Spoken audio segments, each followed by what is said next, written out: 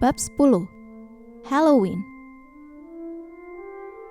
Malfoy tidak bisa mempercayai matanya ketika melihat Harry dan Ron masih di Hogwarts keesokan harinya. Mereka tampak lelah, tetapi riang gembira. Memang paginya Harry dan Ron berpendapat pertemuan dengan anjing berkepala 3 itu petualangan yang luar biasa, dan mereka bahkan berharap mendapat pengalaman serupa lagi. Sementara itu, Harry memberitahu Ron tentang bungkusan yang tampaknya telah dipindahkan dari Gringotts ke Hogwarts, dan mereka melewatkan banyak waktu untuk mereka-reka apa kiranya yang memerlukan penjagaan begitu ketat. Kalau tidak benar-benar berharga, tentu benar-benar berbahaya, kata Ron. Atau dua-duanya, kata Harry. Tetapi karena yang mereka tahu tentang benda misterius itu hanyalah bahwa panjangnya sekitar 5 cm, tanpa petunjuk tambahan, mereka tak bisa menebak benda apa itu. Baik Neville maupun Hermione tak menunjukkan minat sedikit pun untuk mengetahui apa yang ada di bawah anjing dan pintu jebakan itu. Yang paling penting bagi Neville, jangan sampai dia dekat-dekat si anjing lagi. Hermione sekarang menolak bicara dengan Harry dan Ron. Tetapi Harry dan Ron malah senang, sebab Hermione anaknya ngebos dan sangat sok tahu. Yang benar-benar mereka inginkan sekarang hanyalah membalas Malfoy. Dan betapa girangnya mereka ketika kesempatan itu tiba bersama datangnya pos seminggu kemudian.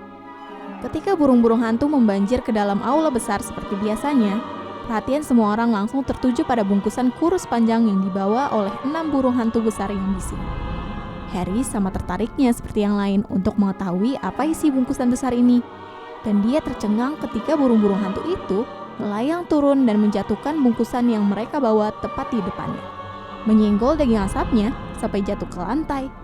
Baru saja ke-6 burung hantu itu menyingkir, datang burung hantu lain yang menjatuhkan surat ke atas bungkusan tadi. Harry merobek suratnya dulu.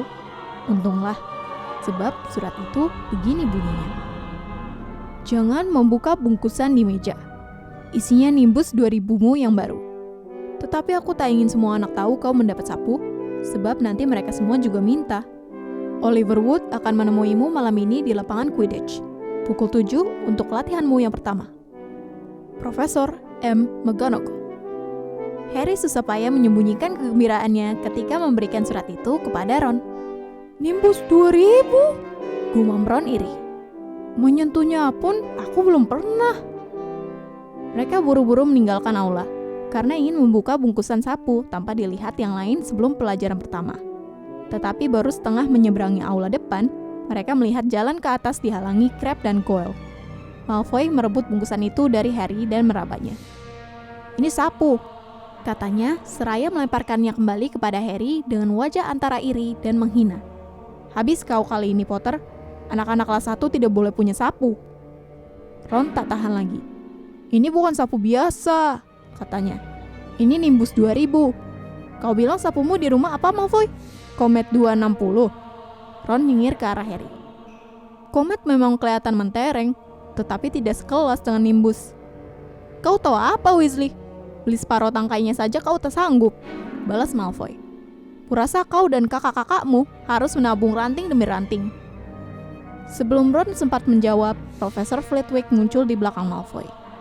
Tidak bertengkar kuharap anak-anak, katanya. Potter dikirimi sapu, Profesor. Malfoy buru-buru mengadu. Ya, betul, kata Profesor Flitwick tersenyum lebar pada Harry. Profesor McGonagall bercerita kepadaku tentang kasus istimewa ini, Potter. Dan apa modelnya? Nimbus 2000, Sir, kata Harry, berusaha tidak tertawa melihat kengerian di wajah Malfoy. Dan untuk itu, saya betul-betul harus berterima kasih kepada Malfoy, dia menambahkan. Harry dan Ron naik, menahan tawa melihat kegusaran dan kebingungan Malfoy yang tampak jelas. Memang benar kok, celetuk Harry ketika mereka tiba di puncak tangga Poalam. Kalau dia tidak mengambil Remembrall Neville, aku tak akan terpilih jadi anggota tim. Jadi kau anggap itu imbalan untuk pelanggaran peraturan? Terdengar suara marah di belakang mereka. Hermione sedang menaiki tangga, memandang bungkusan di tangan Harry dengan tatapan mencela. Bukannya kau sedang tidak bicara dengan kami? Kata Harry. Ya, jangan dihentikan, kata Ron. Kami senang kok. Hermione pergi dengan hidung terangkat. Harry sulit memusatkan perhatian pada pelajaran-pelajarannya hari itu. Pikirannya melayang terus ke kamar. ke tempat sapu barunya tergeletak di bawah tempat tidur, atau melayang ke lapangan Quidditch, tempat dia akan mulai berlatih malam nanti. Dia buru-buru menyantap makan malam, tanpa memperhatikan apa yang dimakannya, dan kemudian buru-buru ke atas dengan Ron untuk akhirnya membuka bungkusan Nimbus 2000. Wow! Ron menghela napas ketika sapu itu bergulir di tempat tidur Harry.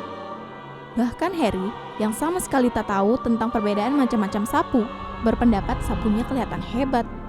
Langsing berkilat dengan gagang dari mahogani. Anyaman ranting di ujungnya lurus dan rapi, dengan tulisan emas Nimbus 2000 di dekat puncaknya. Menjelang pukul 7, Harry meninggalkan kastel dan berangkat menuju lapangan Quidditch dalam keremangan senja. Dia belum pernah berada dalam stadion itu. Beratus-ratus tempat duduk diatur mengelilingi lapangan pada tribun tinggi, supaya para penonton cukup tinggi untuk menyaksikan apa yang sedang terjadi. Di kedua ujung lapangan berdiri tiang keemasan dengan 3 lingkaran pada ujungnya. Tiang-tiang ini mengingatkan Harry pada batang plastik kecil-kecil yang biasa ditiup-tiup anak-anak muggle untuk membuat gelembung sabun. Hanya saja, tiang-tiang ini tingginya 50 kaki. Harry yang sudah ingin sekali terbang lagi, tak sabar menunggu Wood. Dia menaiki sapu dan menjejak tanah. Bukan main, dia melayang mengitari tiang-tiang gol kemudian menurun naik turun di atas lapangan. Nimbus 2000 berbelok ke arah manapun yang dimauinya, hanya dengan sentuhan kecil. Hei Potter, turun! Oliver Wood sudah datang. Dia mengepit kotak kayu besar. Harry mendarat di sebelahnya. Bagus sekali, kata Wood, matanya bercahaya. Aku paham sekarang apa yang dimaksud McGonagall. Kau benar-benar pemain alam. Aku hanya akan mengajarkan peraturannya kepadamu malam ini. Kemudian kau akan bergabung berlatih dengan tim 3 kali seminggu. Wood membuka kotak. Di dalamnya ada 4 bola yang berbeda ukuran. Baik, kata Wood. Quidditch cukup mudah dimengerti. Walaupun tak semudah itu dimainkan. Ada 7 pemain pada masing-masing regu. 3 diantaranya disebut chaser atau pengejar. 3 chaser. Harry mengulang ketika Wood mengeluarkan bola merah menyala sebesar bola sepak. Bola ini namanya quaffle, kata Wood. Chaser melempar quaffle kepada sesama chaser dan berusaha memasukkannya ke salah satu lingkaran untuk mendapatkan angka. 10 setiap kali bola berhasil dimasukkan ke lingkaran. Mengerti?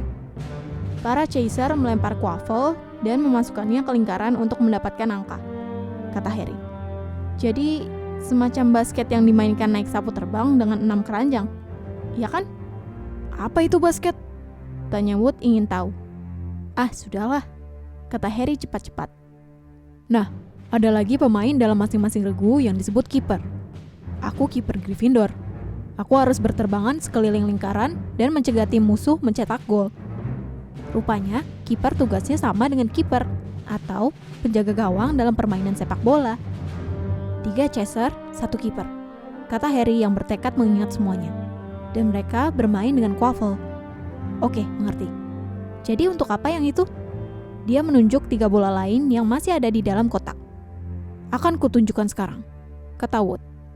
Ambil ini. Dia menyerahkan kepada Harry pemukul kecil yang mirip pemukul kasti. Akan kutunjukkan apa yang dilakukan Bludger, kata Wood. 2 bola ini namanya Bludger. Dia menunjukkan kepada Harry 2 bola kembar, hitam legam dan sedikit lebih kecil daripada quaffle merah. Harry melihat bahwa kedua bola itu kelihatannya berusaha keras melepaskan diri dari ikatan yang menahannya di dalam kotak. Mundur, Wood memperingatkan Harry. Dia membungkuk dan melepaskan salah satu Bludger. Langsung saja, bola hitam itu meluncur tinggi ke angkasa kemudian melesat turun menuju wajah Harry. Harry memukulnya dengan pemukul untuk mencegahnya mematahkan hidungnya, membuatnya zigzag di udara. Bola itu mendesing mengitari kepala mereka, kemudian melesat ke arah Wood yang melompat menyambarnya dan berhasil memitingnya di tanah. Lihat kan? Wood tersengal, memasukkan kembali dengan paksa Bludger yang memberontak itu ke kotak dan mengikatnya kembali supaya aman. Bludger ini meluncur kemana-mana, berusaha menjatuhkan pemain dari sapu. Itulah sebabnya masing-masing tim punya 2 beater, pemukul. Si kembar Weasley adalah beater kita. Tugas mereka lah untuk melindungi tim kita dari serangan Bludger dan berusaha memukul Bludger itu ke arah tim lawan. Jadi, bisa dimengerti? 3 chaser mencoba mencetak gol dengan quaffle. Si kiper menjaga gawang, 2 beater menjauhkan belajar dari tim mereka. Harry menjelaskan. Bagus sekali, kata Wood. Apakah belajar pernah sampai membunuh pemain? Harry bertanya, berharap suaranya kedengaran biasa. Di Hogwarts belum pernah. Pernah 2 kali ada rahang patah, tapi tak ada yang lebih parah dari itu. Nah, anggota tim terakhir adalah Seeker, pencari. Ini kau, dan kau tidak perlu mencemaskan Quaffle ataupun belajar. Kecuali kalau belajar itu membuat kepalaku pecah. Jangan khawatir, si kembar Weasley bukan musuh enteng bagi si belajar. Maksudku, mereka berdua seperti sepasang belajar manusia. Wood menjangkau ke dalam kotak dan mengeluarkan bola keempat. Bola terakhir. Dibandingkan dengan Quaffle dan belajar, bola ini kecil sekali. Cuma seperti buah kenari besar. Warnanya kemasan dan punya sayap perak yang bergetar. Ini, kata Wood, adalah Golden Snitch, tangkapan emas. Dan ini bola yang paling penting dari semuanya. Bola ini sangat susah ditangkap karena geraknya cepat sekali dan susah dilihat. Tugas Seeker-lah untuk menangkapnya. Kau harus meliuk-liuk di antara Chaser, Beater, Bludger, dan Quaffle untuk menangkapnya sebelum keduluan Seeker tim lawan. Seeker yang berhasil menangkap Snitch menambah angka 150 untuk timnya. Maka mereka hampir selalu menang. Itulah sebabnya Seeker banyak dikerjai. Pertandingan Quidditch hanya berakhir kalau Snitch sudah berhasil ditangkap. Jadi pertandingan ini bisa berlangsung lama sekali. Kalau tak salah, rekor paling lama adalah 3 bulan. Mereka harus bolak-balik mengajukan pemain cadangan supaya para pemain bisa tidur. Ya, begitulah. Ada pertanyaan? Harry menggeleng. Dia mengerti apa yang harus dilakukannya. Melaksanakannya lah yang akan menjadi masalah. Kita belum akan berlatih dengan Snitch, kata Wood dengan hati-hati mengembalikan bola itu ke dalam kotak. Terlalu gelap, bisa hilang nanti. Ayo, kita coba kau dengan beberapa bola ini saja. Wood mengeluarkan beberapa bola golf biasa dari dalam kantongnya. Dan beberapa menit kemudian, dia dan Harry sudah melayang-layang di udara. Wood melempar bola-bola golf itu sekuat-kuatnya ke segala arah untuk ditangkap Harry. Harry berhasil menangkap semuanya, dan Wood senang sekali. Setelah setengah jam, malam benar-benar telah tiba, dan mereka tidak bisa melanjutkan. Nama kita akan terukir di Piala Quidditch tahun ini, kata Wood riang selagi mereka berjalan kembali ke kastel. Aku tak akan heran kalau kau ternyata lebih hebat dari Charlie Weasley, dan dia sebetulnya bisa main untuk tim nasional Inggris, kalau tidak memilih mengejar naga. Mungkin karena sekarang sangat sibuk, apalagi dengan latihan Quidditch 3 malam dalam seminggu, ditambah PR, Harry heran sendiri ketika menyadari dia sudah berada di Hogwarts selama 2 bulan. Kastel itu lebih terasa rumah daripada rumah di Private Drive. Pelajaran-pelajarannya juga semakin menarik setelah mereka menguasai dasar-dasarnya. Pada pagi Halloween, mereka terbangun oleh bau lezat labu panggang yang menguar di koridor-koridor. Lebih asik lagi, Profesor Flitwick mengumumkan di pelajaran mantra bahwa menurut pendapatnya, mereka sudah siap untuk mulai membuat benda-benda melayang. Sesuatu yang sudah ingin sekali mereka coba sejak melihat Profesor Flitwick membuat katak Neville terbang berputar-putar di dalam kelas. Profesor Flitwick membagi mereka berpasang-pasangan untuk berlatih. Partner Harry adalah Seamus Finnegan. Dia lega karena Neville dari tadi berusaha memberi kode dengan mata. Tetapi Ron harus bekerja sama dengan Hermione Granger. Sulit dikatakan apakah Ron atau Hermione yang lebih marah karena ini. Hermione tidak bicara dengan mereka sejak sapu Harry tiba. Nah, jangan lupa gerakan manis pergelangan tangan yang sudah kita latih, seru Profesor Flitwick yang seperti biasa bertengger di atas tumpukan buku. Ayun dan sentak. Ingat, ayun dan sentak. Dan mengucapkan mantra yang benar juga sangat penting. Jangan lupa pada penyihir baru Vio yang menyebut S alih-alih F.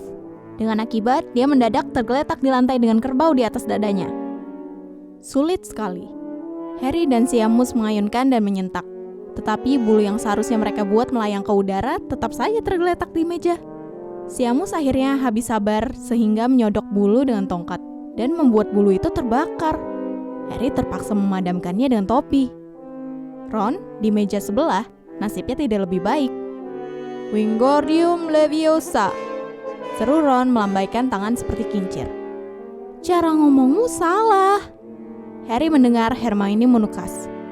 Mestinya Wingardium Leviosa, garnya yang enak dan panjang. Lakukan saja sendiri kalau kau begitu pintar, kata Ron geram. Hermione menggulung lengan jubah, menjentikan tongkat dan berkata, Wingardium Leviosa. Bulu mereka terangkat dari meja, melayang-layang kira-kira 1/4 meter di atas kepala mereka. Oh, bagus sekali, seru Profesor Flitwick seraya bertepuk tangan. Semua lihat ke sini, Miss Granger sudah berhasil. Saat pelajaran usai, Ron marah sekali. Pantas saja tak ada anak yang tahan berteman dengannya, katanya kepada Harry. Sementara mereka berdesakan di koridor. Dia mengerikan sekali, sungguh. Ada yang menabrak Harry ketika anak-anak bergegas melewatinya. Ternyata Hermione. Sekilas Harry melihat wajahnya dan tercengang melihat air matanya bercucuran. Kurasa dia mendengarmu. Jadi, kata Ron, tapi dia kelihatan tidak enak. Dia pasti sudah menyadari dia tak punya teman. Hermione tidak muncul pada pelajaran berikutnya dan tidak kelihatan sepanjang sore itu. Ketika turun menuju aula besar untuk pesta Halloween, Harry dan Ron mendengar Parvati Patil memberitahu temannya, Lavender, bahwa Hermione menangis di toilet untuk anak perempuan dan minta ditinggal sendirian. Ron menjadi tambah tidak enak, tetapi sesaat kemudian mereka memasuki aula besar. Dekorasi Halloween di aula itu membuat mereka melupakan Hermione. 1000 kelelawar hidup berterbangan di dinding dan langit-langit. Sementara 1000 lainnya melayang di atas meja membuat awan-awan hitam gelap, membuat lilin-lilin di dalam labu bergoyang. Makanan tiba-tiba muncul di piring mas, seperti waktu pesta tahun ajaran baru. Harry sedang mengambil kentang ketika Profesor Quirrell terburu-buru masuk aula. Serbannya miring, wajahnya diliputi kengerian. Semua anak mengawasinya ketika dia tiba di kursi Profesor Dumbledore, bersandar lemas ke meja dan berkata dengan tersengal-sengal, Troll, di ruang bawah tanah. Saya pikir Anda harus tahu. Kemudian dia merosot ke lantai, pingsan. Aula geger. Perlu beberapa ledakan mercon ungu dari ujung tongkat Profesor Dumbledore untuk membuat ruangan tenang kembali. Prefect, gelegar Profesor Dumbledore. Bawa kembali anak buah kalian ke asrama masing-masing. Segera. Percy senang sekali. Ikut aku, berkumpul kelas 1. Tak perlu takut troll kalau kalian mengikuti perintahku. Berada dekat-dekat di belakangku. Beri jalan. Kelas 1 duluan. Maaf, aku prefect. Bagaimana troll bisa masuk? Harry bertanya ketika mereka menaiki tangga. Mana aku tahu, mereka kan makhluk-makhluk konyol, jawab Ron. Mungkin Peeves yang memasukkannya sebagai lelucon Halloween. Mereka berpapasan dengan rombongan yang berbeda-beda, dengan jurusan berlainan pula. Ketika mereka menyelip-nyelip di antara rombongan Hufflepuff yang kebingungan, mendadak Harry mencengkram lengan Ron. Aku baru ingat, Hermione. Kenapa dia? Dia tidak tahu tentang troll ini. Ron menggigit bibir. Oh, baiklah, tukasnya. Tapi lebih baik Percy jangan sampai melihat kita. Sambil menunduk, mereka bergabung dengan anak-anak Hufflepuff menuju arah yang berlawanan, menyelinap ke koridor samping yang sepi dan bergegas ke toilet anak perempuan. Baru saja membelok di sudut, mereka mendengar langkah-langkah cepat di belakang mereka. Percy! Desis Ron, menarik Harry ke belakang patung batu besar, makhluk berkepala dan bersayap elang, tapi bertubuh singa. Mengintip dari balik patung itu, yang mereka lihat bukan Percy, melainkan Snape. Dia menyeberang koridor dan menghilang dari pandangan. Apa yang dilakukannya? Bisik Harry. Kenapa dia tidak di ruang bawah tanah bersama guru-guru lain? Mana aku tahu. Sepelan mungkin, tanpa suara, mereka merayapi koridor berikutnya, mengikuti langkah-langkah Snape yang menjauh. Dia menuju lantai 3, kata Harry. Tetapi Ron mengangkat tangannya. Apakah kau membaui sesuatu? Harry mengendus dan bau busuk menusuk hidungnya.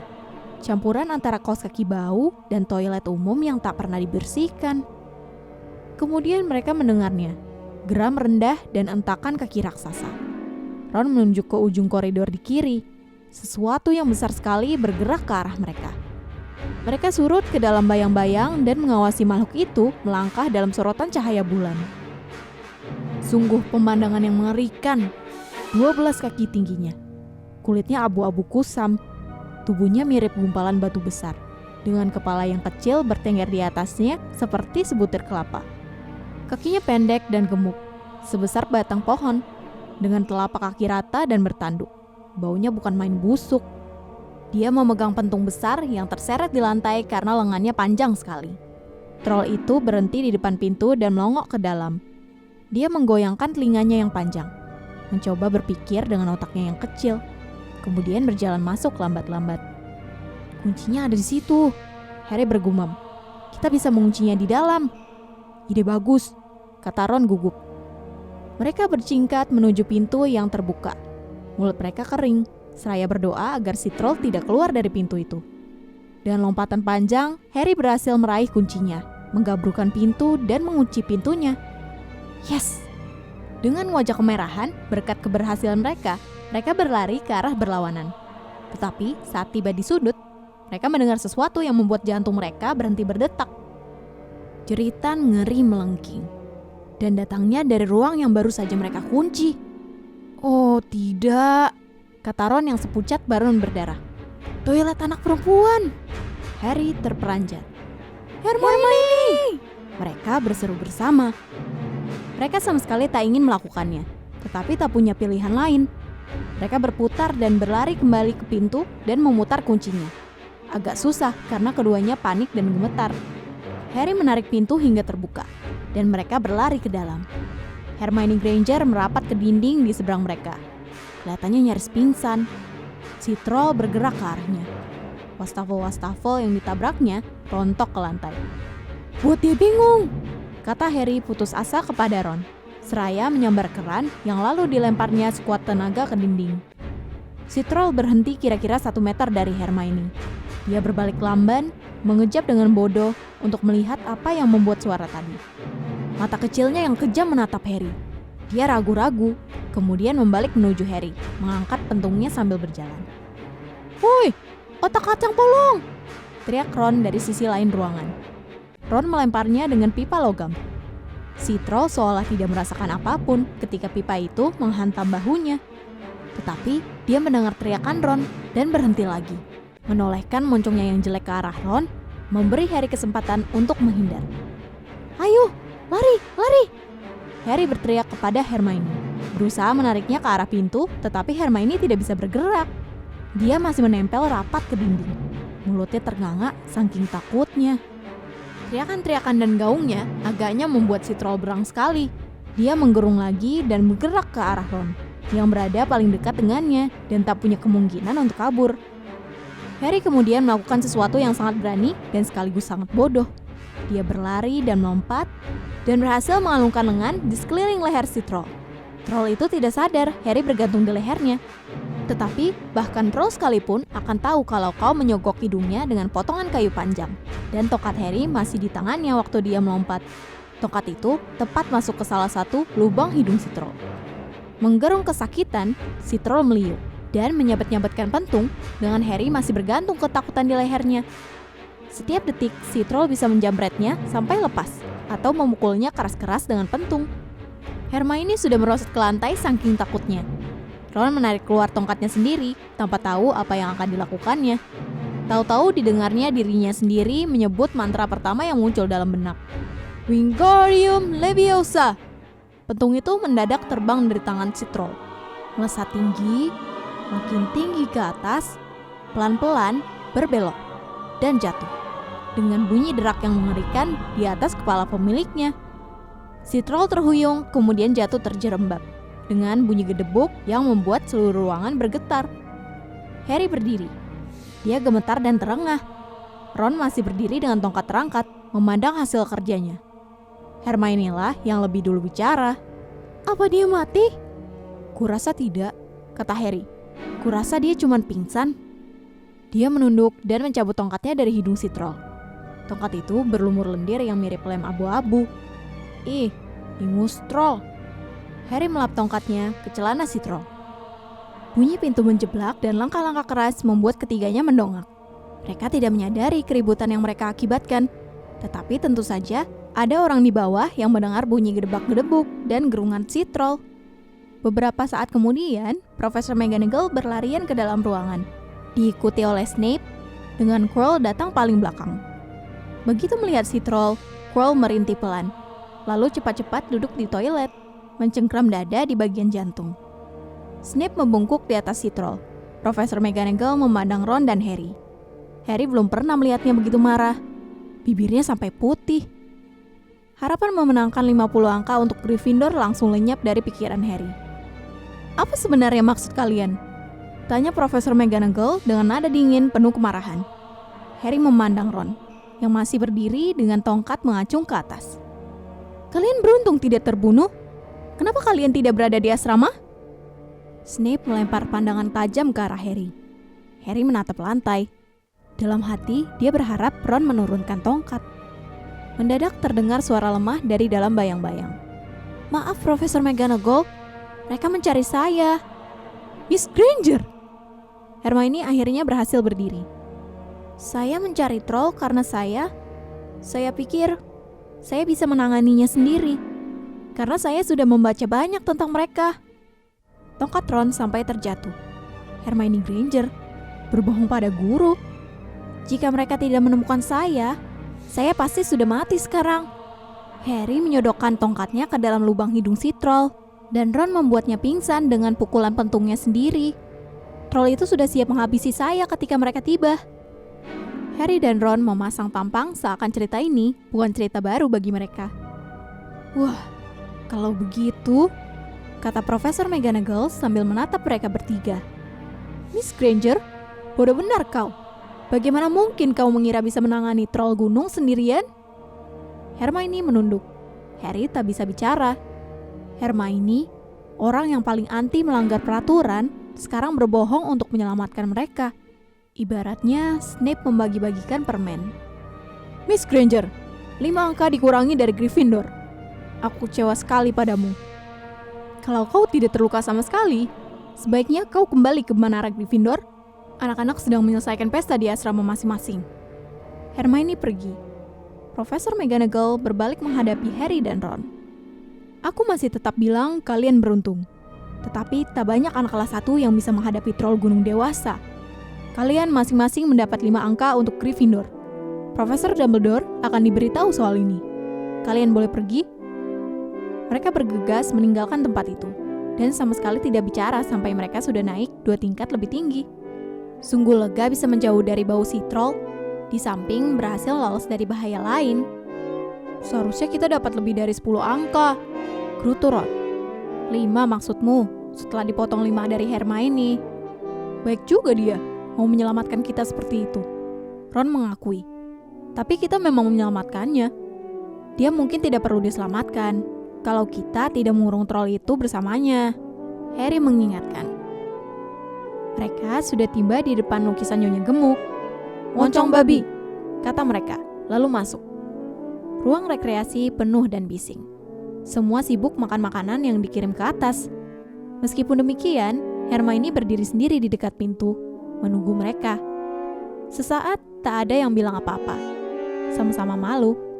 Kemudian, tanpa saling pandang, serentak mereka bilang, "Trims," lalu bergegas mengambil piring. Tetapi sejak saat itu, Hermione Granger menjadi teman mereka. Ada hal-hal tertentu yang tak bisa dialami bersama tanpa kalian jadi saling menyukai.